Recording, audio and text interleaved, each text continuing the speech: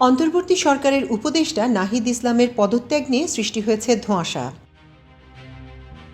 সন্ধ্যায় বিভিন্ন সংবাদ মাধ্যমে নাহিদের পদত্যাগের খবর প্রচার হলে ছড়িয়ে পড়ে বিভ্রান্তি। পরে বিষয়টিকে গুঞ্জন বলে উড়িয়ে দেন খোদ নাহিদ। জানান, এখনও পদত্যাগ করিনি, যে খবর ছড়িয়েছে সেটা গুজব। অন্তর্বর্তী সরকারের তথ্য ও সম্প্রচার মন্ত্রণালয় এবং ডাক, টেলিযোগাযোগ ও তথ্য প্রযুক্তি মন্ত্রণালয়ের উপদেষ্টার দায়িত্ব পালন করছেন নাহিদ ইসলাম। বৈষম্য বিরোধী ছাত্র আন্দোলন ও জাতীয় নাগরিক কমিটি নতুন রাজনৈতিক দল গঠন করছে।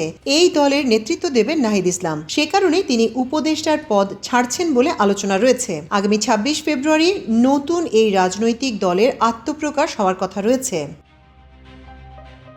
কোটা বিরোধী আন্দোলনের সময় মুখপাত্রের দায়িত্ব পালন করে পরিচিত মুখ হয়ে ওঠেন ঢাকা বিশ্ববিদ্যালয়ের সমাজবিজ্ঞান বিভাগের ছাত্র নাহিদ ইসলাম। ওই আন্দোলনের ধারাবাহিকতায় ছাত্র জনতার গণঅভ্যুত্থানের মুখে ৫ আগস্ট ভারতে পালিয়ে যান শেখ হাসিনা। এর ৩ দিনের মাথায় ৮ আগস্ট ডক্টর মোহাম্মদ ইউনূসের নেতৃত্বে গঠিত হয় অন্তর্বর্তী সরকার। সেই সরকারের উপদেষ্টা হন নাহিদ ইসলাম।